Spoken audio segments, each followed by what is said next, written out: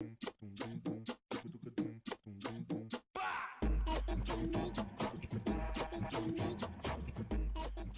aí. Bom, boa tarde, gente. Obrigado pelo convite, parabéns pelo evento aqui. Vou tomar um pouquinho da liberdade de expandir os assuntos que estavam sendo falados aqui sobre grande empresa, porque hoje eu queria compartilhar com vocês um pouquinho dos meus aprendizados em 20 anos trabalhando na grande empresa e tentando achar o que a gente chama de uma tecnologia do salto, que é como é que eu posso utilizar a tecnologia para criar uma nova realidade, um salto em termos de qualidade de vida e nos mercados em que essas grandes empresas estão trabalhando, né? Eu tive essa oportunidade de trabalhar dentro do Intel Labs. A Intel é a empresa com a qual eu trabalho já há 20 anos, desde a sede dos Estados Unidos. Tive a oportunidade de ver grandes mentes trabalhando em novas tecnologias, acompanhar isso. Depois trabalhar em criar novos produtos, serviços, depois ir para geografias, diferentes lugares do mundo e trabalhar com esses times em criação de mercados em cima desses produtos. E trabalhar com governos para criar ambientes de regulamentação que sejam favoráveis a essas novas visões, né? Isso trouxe alguns aprendizados em como a gente pode tentar dar um salto em tudo isso. Primeira coisa, eu aprendi uma grande mágica que a gente hoje fala muito, já é parte das nossas vidas, foi comentado muito aqui hoje, mas essa coisa do exponencial, do crescimento exponencial. Isso começou muito na época com um dos fundadores da Intel, Gordon Moore, que ele falou que cada 2 anos os processadores dobrariam de potência e seria pela metade o custo desses processadores. Isso depois foi adotado por uma outra pessoa, Metcalfe, que na área de comunicação falou basicamente a mesma coisa, a capacidade do usuário das redes acaba andando no quadrado do número de usuários, ou seja, um crescimento exponencial das redes de comunicação, crescimento exponencial da tecnologia da informação. E o que é exponencial? É difícil o cérebro humano entender isso, mas a gente usa uma analogia dos 30 passos, só para relembrar quem já conhece, mas se você der 30 passos de 1 metro aqui, eu vou andar 30 metros. Se eu der 30 passos exponenciais, eu vou dar 26 voltas ao redor da Terra. Então, é uma explosão de energia que a gente precisa entender como lidar com isso. Um dos outros fundadores da Intel, o Bob Moore, Robert Noyce, ele falou sobre ele cunhou essa frase de "Don't be encumbered by history, just go out and do something wonderful", ou seja, não seja arrastado pela história, vá e faça algo maravilhoso, né? E porque ele entendeu que havia uma ruptura ali, que estava acontecendo, e que dali para frente seria diferente. E não se deixe o que aconteceu no passado volte a acontecer no futuro, e a gente vive muito isso quando pensa no como essas tecnologias estão entrando nos países, né? A outra coisa que eu aprendi interessante aqui é a tal da economia da escala. Coisa de quanto mais você faz, mais barato fica. E essa coisa na tecnologia tem um papel bem interessante, porque quando a gente lida com átomos, os átomos que eu toco, que eu uso, não são os mesmos átomos que outros tocam ou usam e podem ter um valor diferenciado. Pode baixar o valor à medida que eles são usados. Na casa dos bits, das informações, isso não acontece. O mesmo bit que eu uso, outra pessoa usa e não perdeu nenhum valor. Então, se começa a configurar um novo paradigma econômico, que é muito cunhado para essa questão da economia de escala. E é interessante que essa economia de escala, duas coisas são interessantes aqui. Uma é que ela tende a diminuir, ela tende a crescer à medida que o custo fixo diminui e o custo marginal aumenta. Vou falar um pouquinho sobre isso. Mas o custo marginal quer dizer o custo de replicar as coisas começa a diminuir, você tem mais potencial de ter economia de escala. E é isso exatamente que a gente vê com a tecnologia. Outra coisa interessante é que a gente olha o mapa do mundo aqui e vê que a escala está ao sul do hemisfério, está do hemisfério sul, né? Está na parte sul do planeta e, no entanto, muitas dessas coisas estão acontecendo na parte norte do planeta. Como é que a gente cria uma ponte entre essas duas coisas, né? Em termos de tecnologia, vou aqui mencionar Jeremy Rifkin, uma pessoa, autor do livro Zero Marginal Cost Society. Ele tem essa ideia de que, eu concordo muito com o que eu vi até hoje, essas tendências tecnológicas, impressão 3D, nós somos hoje nós somos consumidores de produtos e serviços, mas nós somos produtores desses produtos e serviços também, criando um novo paradigma, né? Essa questão da economia colaborativa, a gente está aqui compartilhando ideias, essas ideias vão para algum lugar, talvez para a internet, alguém vai pegar essa ideia, vai construir em cima dela e vai compartilhar novamente de uma forma muito colaborativa, como não era possível anteriormente, né? A questão da energia renovável, o custo dessa energia começa a reduzir, tudo isso combinado junto traz essa incrível oportunidade de reduzir esse tal do custo marginal para zero, que combinado com as economias de escala e com as crescimento exponencial, cria toda uma nova realidade, uma nova oportunidade de um salto. E um salto onde você tira proveito dessa ruptura para criar um novo paradigma, né? E o mais interessante, quando a gente vai estudar a teoria desse salto econômico, né, que existem algumas teorias aí por trás, a gente entende que as economias mais maduras são as menos propensas a tirar proveito desse salto. As economias mais incipientes, elas estão mais preparadas para abraçar essas novas ideias e tirar proveito, porque não tem que amortizar ou que lidar com tudo que já existe no passado. Ou seja, aquela escala que está no sul do hemisfério, no hemisfério sul, ao sul do Equador, é talvez quem tem a maior oportunidade de tirar proveito disso. Um dos maiores exemplos que a gente tem hoje é a tecnologia móvel, né, que foi adotado pelos países emergentes de forma explosiva, criando não só novas oportunidades, mas novos serviços criados justamente para o mercado emergente, como, por exemplo, o celular pré-pago, né? Mas, para tudo isso acontecer, precisa muita inovação, e a inovação, se a gente olhar novamente o globo, a gente vai ver que ela está, na maioria dela, na parte do hemisfério norte, ao norte do Equador. Como é que a gente tenta criar uma ponte para resolver essa inequalidade, né? Pelo meu lado, eu tento fazer isso trazendo empresas líderes na área de tecnologia globais, que estão nesse hemisfério norte, liderando e drivando essas novas áreas, a trabalharem e investirem de forma estratégica em mercados no hemisfério sul, né, e criando essa ponte. Aí eu aprendi essa frase aí também de death by a thousand cuts, porque não é fácil fazer isso com essas empresas líderes, mas, como disse o Robert Noyce, é possível. Eu não posso olhar para o passado e só achar que o passado vai se repetir. Nós estamos numa nova realidade e, apesar de todas as dificuldades, é possível, sim, trabalhar com essas empresas para pensar e agir de maneira diferente, até como foi comentado aqui antes. Alguns exemplos específicos: a gente criou recentemente alguns produtos novos no Brasil, que acabaram gerando famílias de produtos lá fora, no hemisfério norte. Um exemplo é esse sensor que a gente criou para o Brasil, criou uma geração de microcontroladores dentro da Intel, chamado Quark. Um outro exemplo é a criação de computação em alto desempenho como serviço, também criado aqui para as empresas aqui, que acabou sendo adotado lá fora. Mas inovação, essa criação, é preciso fazer mais do que criar, é preciso criar escala, é preciso adoção de milhões de usuários dessas novas criações. E, ao fazer isso, é preciso combinar o que é essa criação evolutiva com a disruptiva. Então, dentro dessa empresa, desse ambiente que eu tenho trabalhado, eu lido muito com inovação evolutiva. Eu consigo prever daqui a 2 anos, 4 anos, onde vai estar um processador.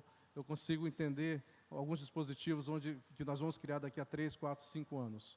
Então, como eu combino isso com as possibilidades de novos modelos de negócio, tirando proveito dessas tecnologias e aí sim criando novas realidades, né? Aqui são alguns exemplos, mas para fazer tudo isso é preciso acesso à tecnologia e à educação, senão a gente não tem um ambiente favorável a essa inovação. Na questão de acesso à tecnologia, a gente vê que ainda hoje o Brasil tem somente 54% de acesso, como exemplo, mas é a realidade de vários mercados emergentes, né? Como se pode criar uma disrupção nisso? Alguns anos atrás, em 2004, a gente fez um projeto aqui no Rio, em Piraí, onde nós conseguimos, através de uma tecnologia que na época era disruptiva para a área de telecomunicações, porque não vou ter tempo de explicar porquê, mas ela foi criada de uma forma colaborativa e completamente diferente do que existia até então, mais na linha do Wi-Fi, menos na linha do 4G ou 5G que a gente tem hoje, e aplicamos através do governo, através do setor público, que implementou essa tecnologia. Por que ele foi capaz de implementar? Porque o custo da tecnologia era muito mais acessível do que existia na época para as empresas de telecomunicações, ele não tinha que amortizar nenhuma grande rede ou infraestrutura que as empresas de telecomunicações tinham que amortizar, e o custo de disponibilizar isso para a cidade como um todo era muito baixo. Então, o custo de replicação marginal era muito baixo. Isso criou uma nova realidade econômica nessa cidade. 3 grandes empresas que estariam saindo da cidade por não ter infraestrutura de telecomunicações acabaram ficando na cidade e os empregos ficaram ali, gerando também um outro ecossistema de inovação local. Na área de educação, a gente sabe que os mercados emergentes estão caminhando a passos evolutivos e não muito largos, né? O Brasil, 60º lugar, recentemente, nessa pesquisa. Algum tempo atrás, aqui no Brasil, colaboração com a Índia e com alguns países, com um grupo no Egito, nós conseguimos quebrar um paradigma na indústria de PCs, onde a gente criou um PC pequeno, robusto e barato, focado na sala de aula, que junto com conteúdos, com treinamento dos professores, trazia uma potencial de repensar não só a sala de aula, mas a escola e todo o aprendizado como todo, né? E em Portugal nós tivemos o prazer de trabalhar com o país, foi o primeiro sistema que universalizou essa solução da primeira à quarta série no país. Foi preciso uma integração no sistema político, a área de educação é muito politizada, foi preciso o treinamento dos 30 mil professores, foi preciso todo aplicativo, colaboração com varejo, colaboração da área de TI com telecomunicações, que nunca tinha trabalhado juntos nesse nível nacional, mas hoje Portugal criou uma empresa que exporta essa solução. Para a Intel, criou a empresa de maior tamanho no mundo na área de canais, ou seja, Portugal é um pequeno país com a maior empresa de PCs do mundo para a Intel, e criou uma série de empregos. E mais recentemente, Portugal deu um salto em PISA, que é o padrão de medição de educação no país, em relação aos outros países da Europa, onde eles se encontravam lá embaixo, ele deu um salto.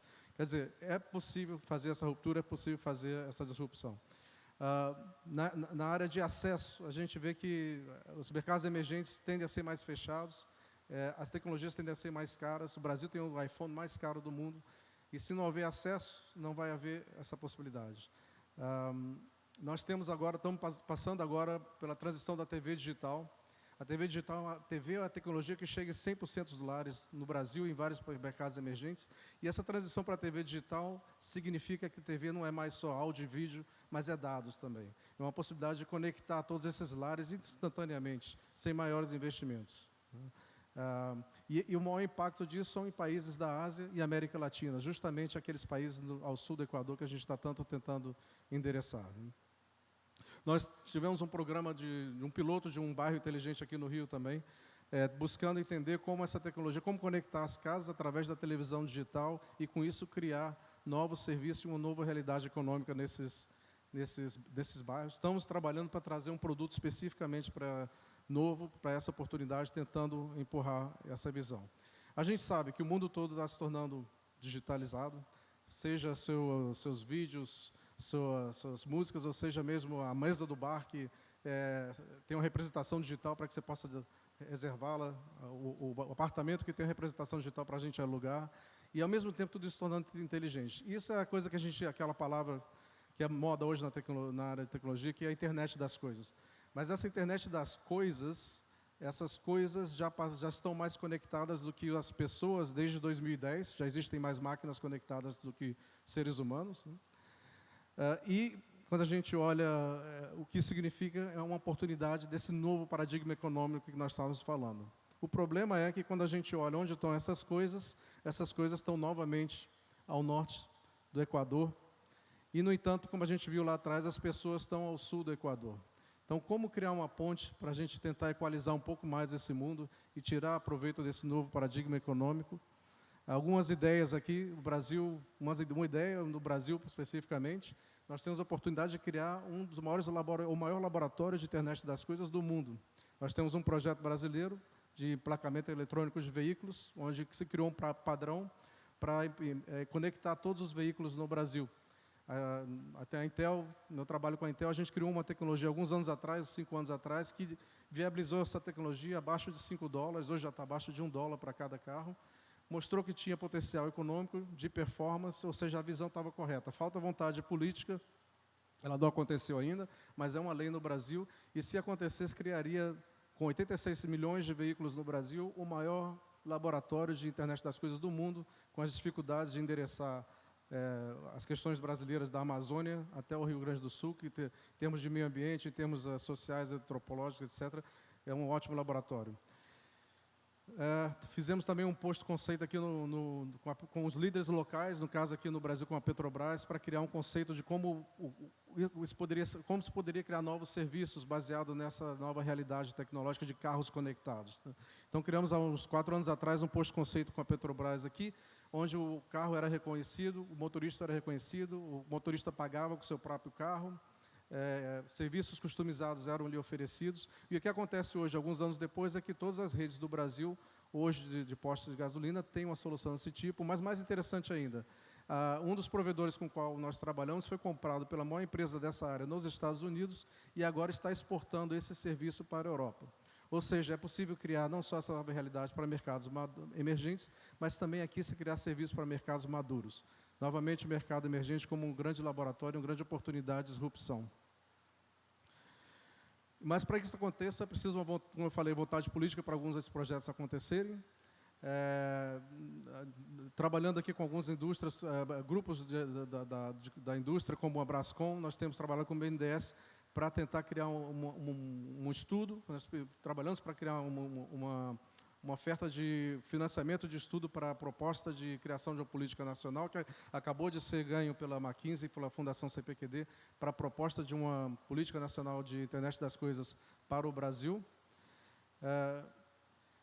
E a gente sabe que nós criamos os dados, e os dados são esse novo óleo da internet e a moeda corrente do mundo.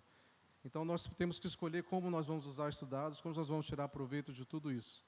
E devido a esse novo paradigma e a capacidade que a gente tem de controle de tudo isso, mais do que nunca é preciso ficar realmente buscando essa tecnologia do salto e sonhar que a gente possa equalizar essa questão norte e sul no planeta. É isso. Obrigado.